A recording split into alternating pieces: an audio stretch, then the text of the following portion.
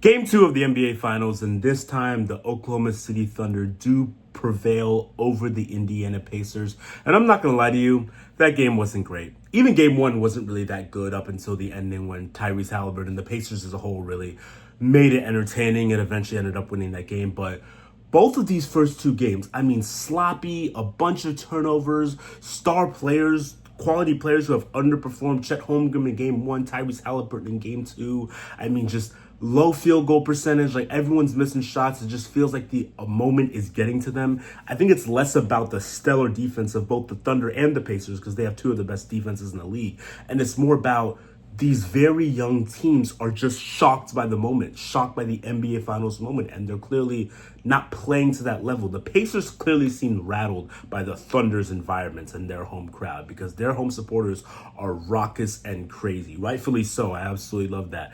And the Thunder might actually see that as pressure. You know, sometimes we always say that being at home can sometimes be pressure because you don't want to let the fans down, let those people who are there to see you down. But the Thunder were just better than the Pacers today on every front. It did not feel like the Pacers had any chance of having a miraculous comeback like they did in Game 1. Game 1, you always felt like there was the possibility of a chance because they were playing so horribly to the first three quarters, shooting themselves in the foot, where it's like, if you clean this up, you can do it. But everyone was out of rhythm, from Tyrese Halliburton to Siakam to Turner, Nesmith. Everybody was out of whack, so it just felt like this is going to be a long day for them. And for the Thunder, 5 players scored 15 points or more. SGA, league MVP, had over 30 points. There was just a consistent, well-balanced rotation. So Mark Daigneault decides to go again with starting Cason Wallace instead of Isaiah Hartenstein. And you might be surprised. It's like, why would you go small? But then you think their only big target is Miles Turner, and we have Chet Holmgren for that. So let's play small and defend maybe the next best perimeter to guy like a Benedict Mathurin, like an Aaron Nesmith, like a Nembhard, like somebody like that. That is a bit more important than trying to increase our size down low. So they went with a small lineup again. It didn't work in Game 1, but it did work this game. Game 1, it was mostly Chet's fault because he wasn't good. He was a non-factor. But this game, it clearly worked out. And the perimeter defense on their guys, on their wing players, was very good. None of them can get to rhythm. Hallie, up until like 5 minutes left in the game, only had 3 points, but that's more of him just not being aggressive, not taking it to the toll. The thing that I don't like about Tyrese Halliburton is many players have a tendency to where if I have 3 points, 4 points, I am going to force the issue to get 10, 12, 14. Even if I have to shoot toward 8, even if I have to shoot terribly, I am going to maybe force a few bad shots. I am going to have a possession where maybe out of 24 seconds, I have the ball for 19 seconds in that shot clock to get myself going because I'm the most important player on this team. I have to get going for us to have a chance to win.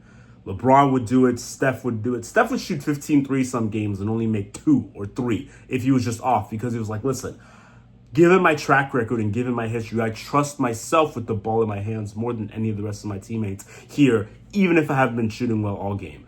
But the thing with Hallie is he would be just so pedestrian sometimes. Hallie is perfectly comfortable having 5-6 shots in a game, which is just not something that you want for your superstar player. You can't have that. You are too important. You're the best player on our team. We trust you to take a bad shot more than we trust half of the other guys on our team to take a decent shot. Maybe sometimes you just need to force the issue and bring it upon yourself. That's what SGA does. SGA doesn't always shoot great, but the ball's going to be in his hands and he's going to create something. And I know they're two different players, but he's going to do something. He's going to create something because it is necessary for our team to have any chance to win because of how important I am to the squad. But the Pacers, it seemed like they were still in a high from the last game, and they were still running on that because this was sloppy again, messy all over the place. And it does make things interesting for the remainder of the series. Now, the Pacers still have the advantage of they're going to get to go back home, and they have a great home crowd that they play very well in front of. And the Thunder have been really good on the road, but you probably favor the Pacers a little bit more in their home than you would the Thunder on the road. So that's the complication. But it does seem like the Thunder have settled more into this finals given Game 2 than the Pacers have. The Pacers still look out of whack, out of sorts. It doesn't look like any of their players still have a consistent rhythm, while the Thunder are just finding it and finding it and finding it. SGA is going to do what he does because he's SGA. J-Dub is going to do what he does because he is a perennial all-star. But Chet coming back, the other J-Dub, Alex Caruso, Aaron Wiggins, who was big off the bench today, 19 points. If those guys can come along, and it does seem like I trust them to come along more than I do Nembhard, Nesmith, Mathurin, Toppin, McConnell. I trust the Thunder guys more than the Pacer guys to do that. And you have to favor the Thunder in this series. I said at the beginning, Thunder in 5. I was thinking about revising my selection after Game 1 because Game 1 is a huge indicator.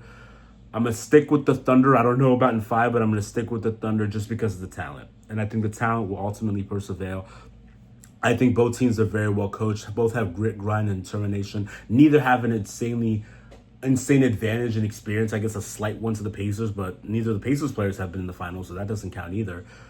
So you have to give it to Thunder purely because of the talent. And they clearly have the superior talent, which is what they showed today.